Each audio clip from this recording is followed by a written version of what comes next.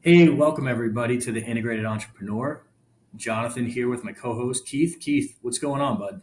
What is going on, my friend? It's another beautiful Monday here in not so sunny Florida. Yeah. This cold front was crazy. I just went to Kansas City to speak, and in Kansas City, the outdoor workout was 2 degrees, literally Yeah, no, two I'm good. degrees.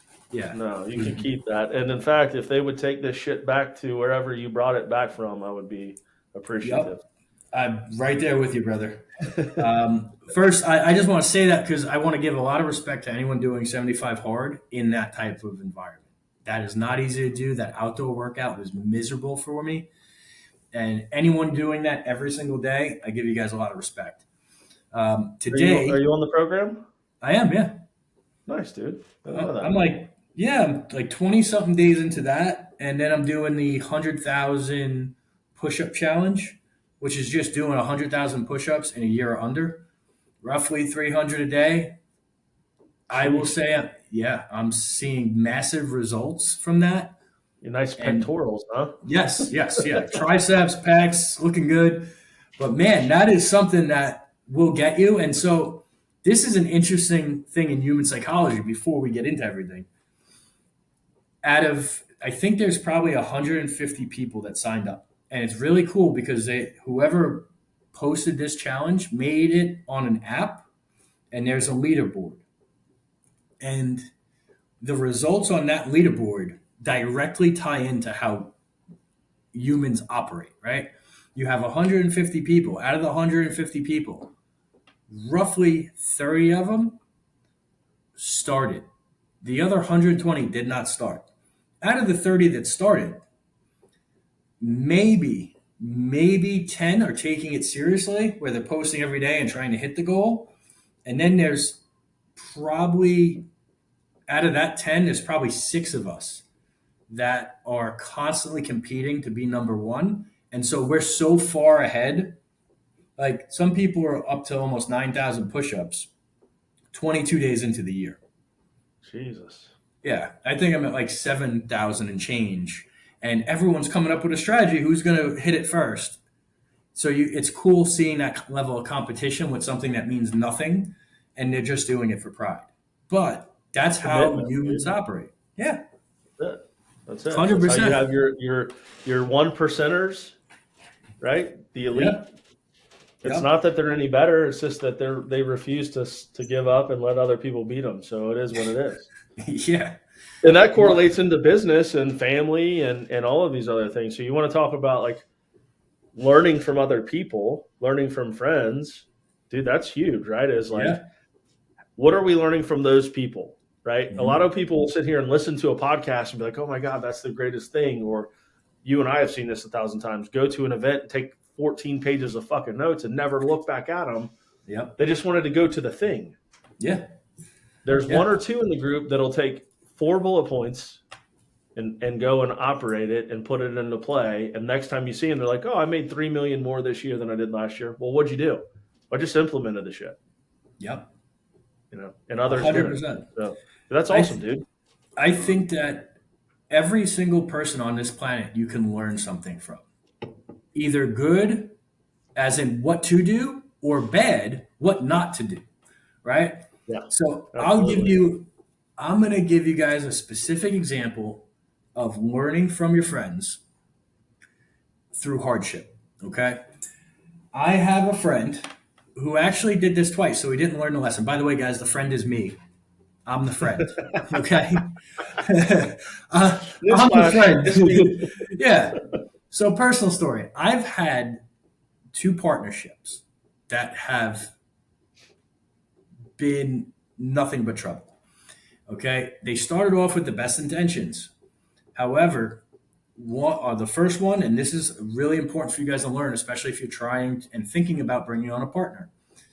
The first situation, was partnered with two people, found one being dishonest and stealing, basically using the corporate bank as his own personal slush fund, going on very expensive vacations. Long story short, he took about a $500,000 from the company. I left once I saw that, and they made them buy me out. and they actually didn't even finish the buyout. The second time, I partnered with somebody who I was very close with, and our values were very similar, but not completely similar. And this is one thing that you have to understand, that when you bring on a partner, your core values, what I learned from this, if you are going to accept a partner, your core values have to match entirely, including your work ethic. Because all I wanted to do was build the company. All my partner wanted to do was get it to a certain point and then sit back. It was so mismatched that we wound up just parting ways, and it wasn't a fit. However, when you take on a partner, if you're going to do it, learn this from my mistake. One, you guys have to have the same core values, same work ethic. Two, you guys should each bring different skills to the table. If me and Keith were to partner on a company, it would be pointless. Why? Because we have a lot of the similar same skills. Okay. Keith doesn't need what I bring to the table. I don't need what Keith brings to the table. I would want to find someone that's great at marketing. Okay. Yeah. Or great at raising, at systems or something other than what I do. Keith. You need your integrator, right? Yep. So I think that goes back to that integrator versus, visionary. Like, if you have two visionaries that partner up, you're pissing on each other's feet, right? Yep. Whose vision is better but who the fuck is going to go implement the vision? You can vision all day long, but if you don't have the integrator to do the implementation, like, you're shit out of luck. Yeah. So I don't think partnerships ever work. And that visionary integrator isn't necessarily an ownership partnership, right? And when you say partnership, I take it to the ownership side. It doesn't. That's how I mean, you could use this. Yeah, you could use this too, husband and wife and shit like that. Like, two visionaries, spouses are going to butt heads all the time because they're just going to want to dominate each other's vision. Oh yeah. I don't have business partners. Period. They don't ever work. I did that shit one time. So if we want to talk about my friend, newsflash me, same thing, right? I entered into, and here's what I think: most people enter into a partnership to kind of eclipse time, right? Either you need money and that person's got money, or you need this thing and that person's got this thing. But long term, that shit doesn't ever culminate to a great partnership. So try to avoid partnerships all you can, in my opinion. Unless you truly find the yin to your yang and you guys just are an anomaly. But for the most part, I mean, shit, like you said, most people partner to be cool and friends and shit. It never works out unless you do find that person who is the missing link to your vision. Yep. And I will tell you this, debt, if you're considering this because of money or any other reason, debt is always cheaper than equity, especially when it all works out. Okay. Yep. Think about it. Even if you gave up 10% or 20%, that's 20% for the lifetime of your business. And if they're not contributing anything, what's going to happen is that relationship is going to get toxic quick. Okay. Another thing to point out here, guys, is a lot of people pick partnerships because they're afraid to go and do it themselves. And that's the truth. I look back and I realize that that's the reason I did it. And at the time, I didn't realize that's why I was doing it. Okay. Another massive challenge or problem or learning from your friends, okay, is I have a friend that went and, raised some money. Okay. That person did not do all of their due diligence on who they were working with and the company. Okay. And what wound up happening was a giant lawsuit because they did not research, look for reviews, and do the necessary due diligence. So here's my long-winded point there. Before you get into bed with anybody or any company or any opportunity, do as much due diligence as you can. And if somebody tells you, hey, it's going away, guess what? There's always another opportunity coming. Don't ever think that you are stuck or you have some pressing thing that you have to make a decision without doing all your due diligence. Because I can tell you, anytime I've ever done that, it has always blown up in a spectacular fashion. And I saw this happen to my friend. Yeah, spectacular. Spectacular. Yeah. Yeah, it does suck, dude. And that's, we hear it all the time, right? Unspoken expectations. Hmm. You don't communicate, don't do your due diligence, and that just creates, premeditated resentment, which Hmm. then creates the spectacular blow up. Yeah. It's just a matter Yep. of time. Yep. And so let's talk about due diligence, man. What are some things that people, from a due diligence perspective, because you've had some spectacular uh, business partners, Yeah. what would you do differently from that? Looking at it through your lens now, what would you do? Who would you talk to? What would you do different? So just vetting partnerships. Yeah, due I would. diligence. Yep, I would. One, not rush into it the way I have in the past. Okay, I know that's obvious, but second, I would want to know and see one if they've partnered with anybody else and how it worked out. Two, I would actually pull way more reports. So Yep. a couple of the things that could have prevented this is had I done background checks on credit, personal financial statements, and what's called a clear report, which shows criminal history, past taxes, any of that other stuff, it would have at least gave me more red flags to look into or ask questions on instead of just bypassing that and not looking at everything and just signing like I did. The other part of it too is if it's something that requires your signature, okay, you should have an attorney review it. All right. Unless it's so standard, unless it's, let's say, 10,000 or under, you should have a attorney review it. If you don't have the cash to cover it in your pocket, okay, if something were to go wrong in your pocket, not your bank, in your pocket, then you should take a step back and have an attorney review it. That's Yeah. a good Mendoza line for everybody. You? Attorneys should be involved at period. When Yeah. you're talking about partnering up, you're putting your wagon against someone else's wagon. You need some legal counsel. Mm-hmm. So if you're going to skip that, then you should probably skip the partnership in general. Yep. I agree. And I can say that because I didn't do that, and I got bamboozled for seven figures on one of my companies. I'm sure. And that's part of my story. So that's a massive learning curve when you don't get 1 point something $1 million given to you as you were supposed to have. Mm-hmm. Then you learn that lesson. Mm-hmm. The It's hard good way. shit. The hard way, and then you Yeah. never do it again. Yep. Well, I did, but It's a once and done. It's you're a once and done smarter. for me. I don't know about that. And so let's look at some partnerships that did work. And I mean, no partnerships do work. Look at Apple.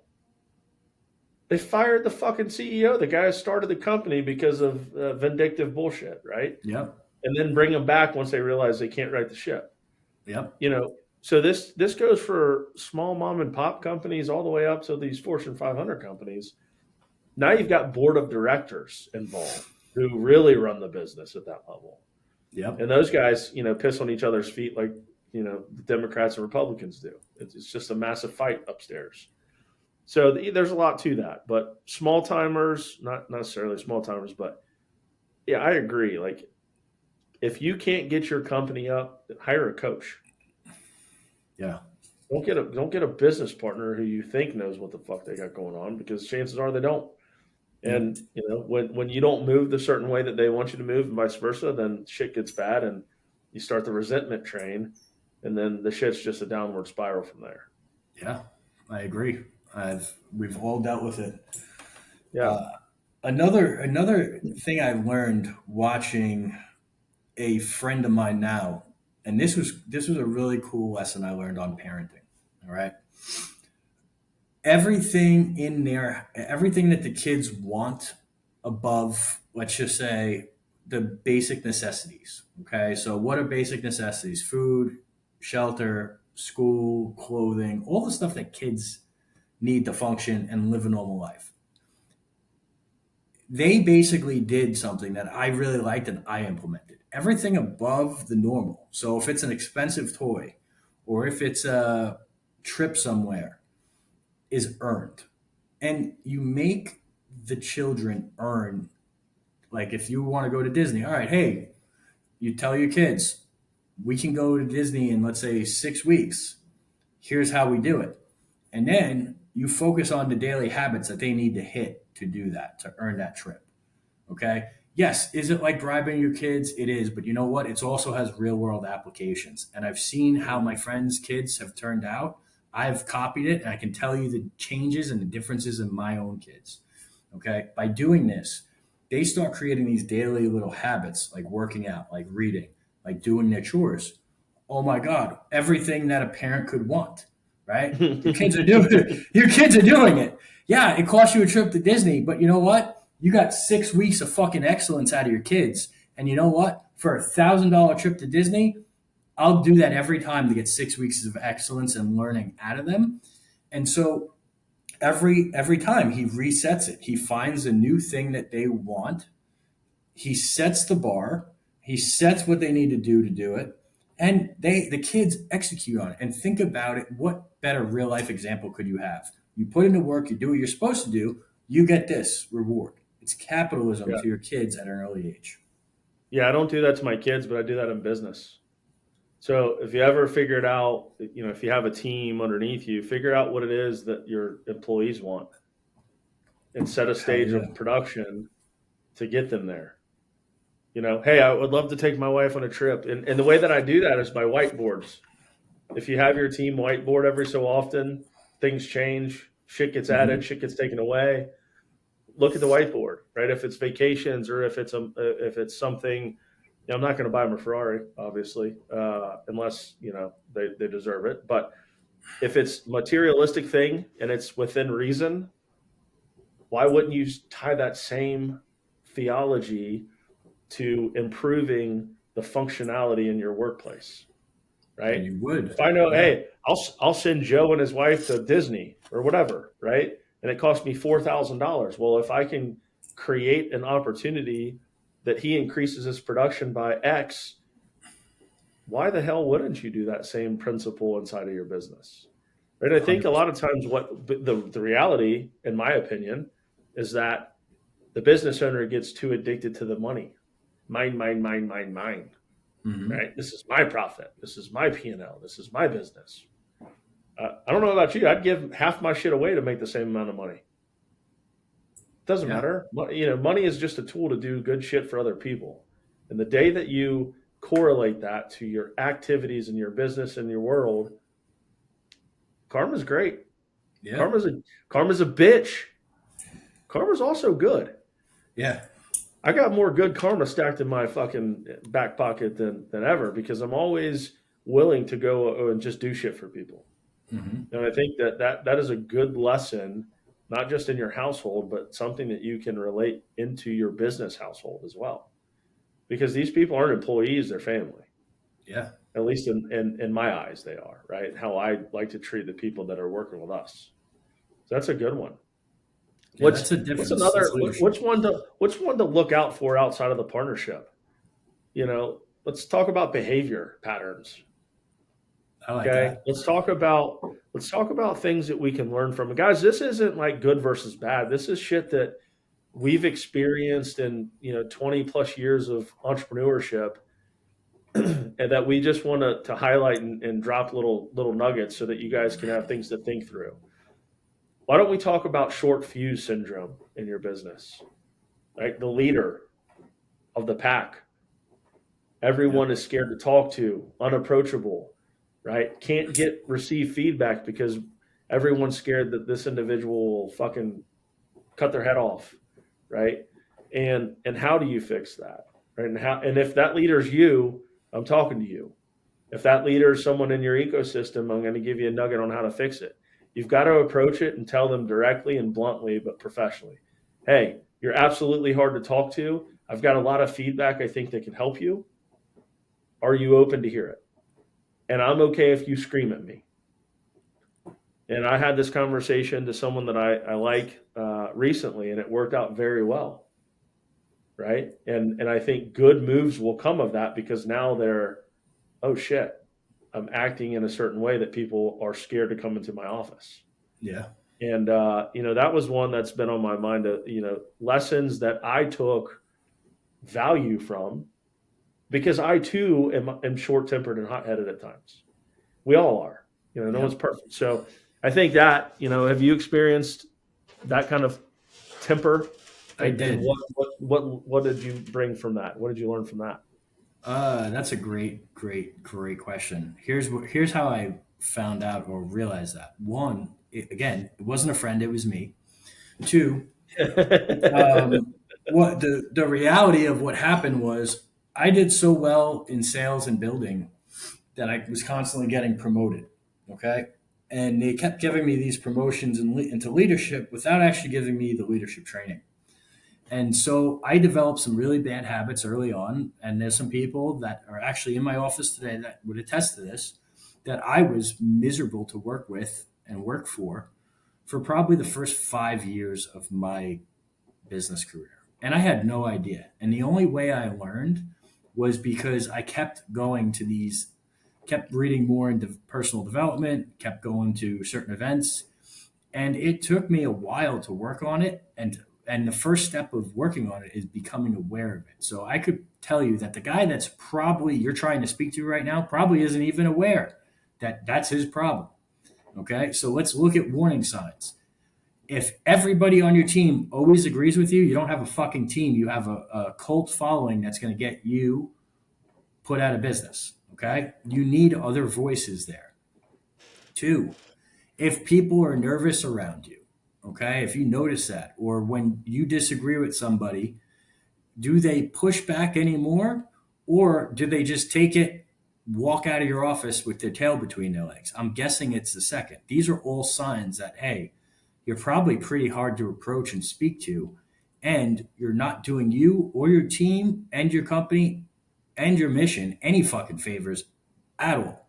All right, so Right. watch that stuff. And you probably carry that shit home with you. Yeah, and do the same Right. shit at home, Yeah. which isn't Which helping is, anybody.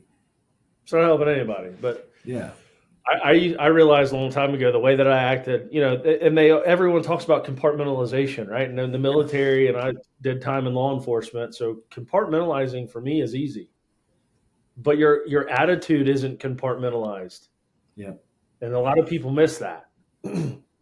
I may not yeah. go home and talk about the shit that I suffered at work and all this da da da da da, but I'm still pissed off, You're still thinking about right? it. Yeah, Still thinking about it.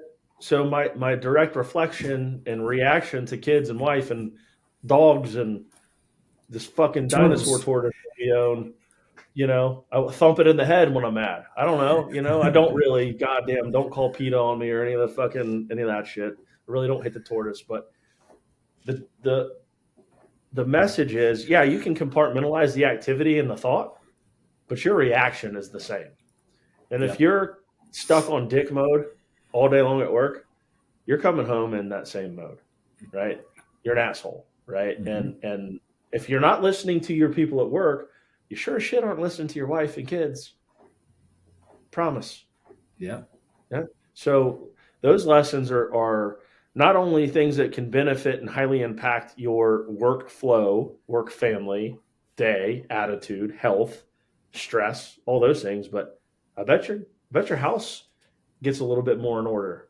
But the Yeah. relationships get a little bit more buttoned up at the house too. So those are all good little lessons that I've learned, hit little hot topics that I felt, we should come in here today and drop and, Yep. give people some things to think on.